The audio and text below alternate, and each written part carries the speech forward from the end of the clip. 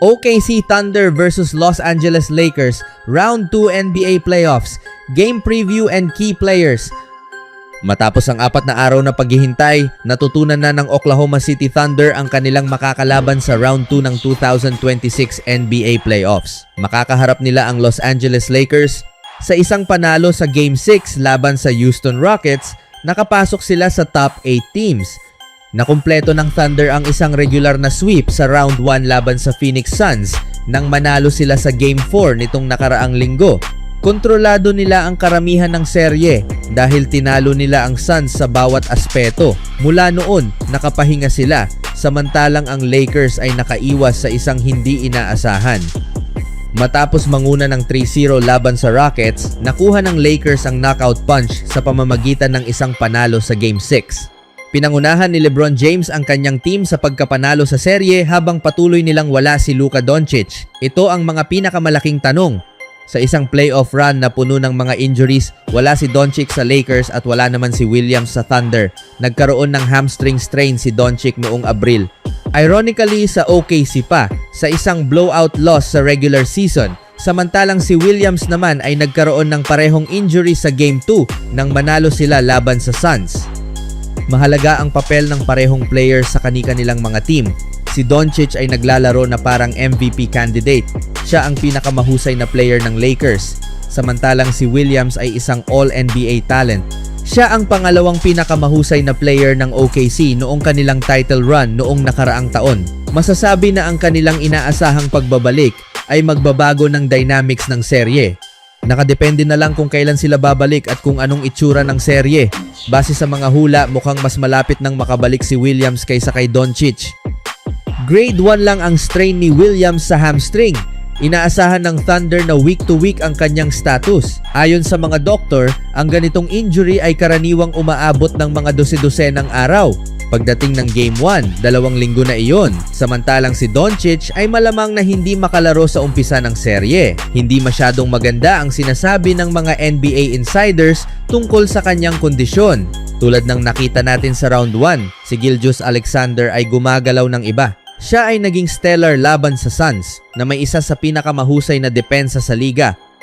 Nag-average siya ng 33.8 points sa 55.1% shooting at 8 assists. Hindi nakagugulat ang scoring, pero ang kahanga-hangang efficiency ay nakakagulat. Tinapos niya ang Phoenix ng buo. Dapat magpatuloy ito laban sa Los Angeles. Ang Lakers ay may isa sa pinakamahina sa depensa sa regular season. Huwag hayaan na akalain mong mahusay sila laban sa Rockets na walang Durant.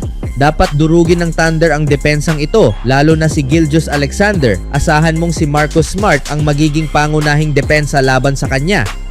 Si Shai ay nasa napakataas na antas bilang reigning MVP at inaasahang maglalabas muli ng 30+ points performance. Kahit anong depensa, kasama ang double teams ay kaya niyang lampasan gamit ang kanyang kakayahang gumawa ng plays para sa teammates, kaya mahirap siyang pigilan at inaasahang magiging pinakamahusay na player sa serye. Samantala, pinatunayan ni James sa Round 1 na elite pa rin siya kahit may edad na may solidong 23.2 points, 8.3 assists at 7.2 rebounds. Kahit wala si Doncic, nagawa niyang pangunahan ng team. Mananatili siyang mahalaga, lalo na bilang pangunahing playmaker laban sa Thunder. Tumulong si Austin Reaves sa huling bahagi ng serye. Naglaro siya ng huling 2 laro ng Round 1. Ngunit kitang-kita na ang kanyang buwanang pagkawala dahil sa oblique strain ay nagdulot ng kaunting kalawang. At dahil sa three-headed perimeter defense monster ng OKC, malamang na tahimik ang magiging serye niya. Nangangahulugan ito na ang buong opensa ng LA ay nakasalalay kay James. Hindi ideal pero iyon ang sitwasyon hanggang bumalik si Doncic. At kahit na, walang garantiya na maglalaro siya sa MVP level tulad ng bago siya ma-injury. Ang maliliit na pagkakataon ng Lakers na makascore ng upset ay nakasalalay sa kakayahan ni James na ibalik ang oras. Hindi ito ang pinakamahusay na estratehiya, ngunit iyon ang realidad ng sitwasyon habang nilalaro niya ang Thunder sa unang pagkakataon mula pa noong 2012 NBA Finals. Pagtingin sa parehong mga roster, malinaw na may kalamangan ang Thunder sa frontcourt. Si Chet Holmgren at Isaiah Hartenstein ay isang winning formula para sa OKC, kahit na may mga maliit na pagkakamali. Nakasalalay ang Thunder dito upang makuha muli ang Larry O'Brien Trophy noong nakaraang taon. muling sasandal sila dito sa kanilang back-to-back na layunin. Inaasahang mangingibabaw silang dalawa sa kanilang match-up. Matapos ang career season, nagpakita si Holmgren ng solid performance sa playoffs laban sa Lakers na may average na 11.5 points, 6.8 rebounds at 1.8 blocks sa 4 na laro. Bagamat mukhang karaniwan ang stats, naapektuhan ito ng 3 blowout games. Kilala siya bilang efficient scorer at bahagi ng top-tier defense na tumulong talunin ang Los Angeles at inaasahang magpapatuloy ito sa serye. Ang mga role players ay laging tumutulong sa kanilang teams upang manalo sa playoffs. May kalamangan ang OKC sa kabuuang lalim at kalidad ng roster kumpara sa Lakers. Ipinakita na ang Thunder ay nakakuha ng solid na kontribusyon mula kina Alex Caruso at Lu Dort, lalo na sa 3-point shooting at overall efficiency na nakatulong sa kanilang kampanya. Sa kabilang banda, ang Lakers ay umaasa kina Luke Kennard at Marcus Smart na nagkaroon ng ilang magagandang laro, ngunit kailangan nilang magpatuloy sa ganitong performance laban sa mas matibay na depensa ng OKC. Isang hamon na mahirap panatilihin. Samantala, ang second-year rookie na si EJ Mitchell ay makakalaro na sa kanyang unang NBA playoffs. Hindi nais ng Thunder na magdepende ng ganito sa kanya. Ngunit dahil sa injury ni Williams, napilitan silang gawin ito. Lumipat siya sa starting lineup para sa huling 2 laro ng Thunder laban sa Suns. Nagkaroon siya ng efficient na 22 points sa Game 4. Malamang na magtitiwala ang OKC kay Mitchell upang gawin ito muli, lalo na kapag wala si SGA sa court. Dahil sa limitadong availability ni Williams, natutunan nilang magtagumpay kahit wala siya. Sa kasamaang palad, ganito talaga ang nangyayari minsan. Ang breakout ni Mitchell sa kanyang pangalawang taon ay isa sa pinakamalaking kwento sa pag-unlad ng OKC ngayong taon. Kung muli nilang mabutas ang depensa ng Lakers, malaking papel ang gaganapan ni Mitchell kahit bumalik pa si Williams.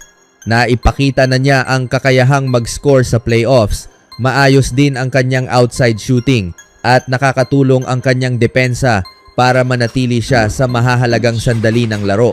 Nakakuha rin ng malaking kumpiyansa ang OKC dahil sa kanilang dominasyon laban sa Lakers sa regular season kung saan nanalo sila sa lahat ng 4 na laro na may kabuuang plus 117 points.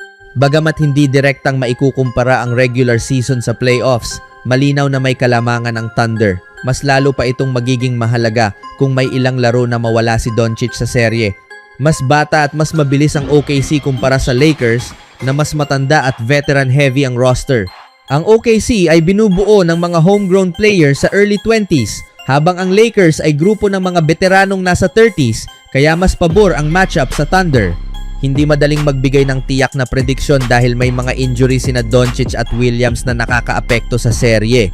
Gayunpaman, mas itinuturing na paborito ang Thunder, lalo na't nasa MVP form si Gilgeous-Alexander. Inaasahang pipilitin ng OKC na magkamali ang depensa ng Lakers sa pamamagitan ng bilis at pressure. Hindi man magiging kasing one-sided ng round 1, inaasahang mabilis at intense pa rin ang serye.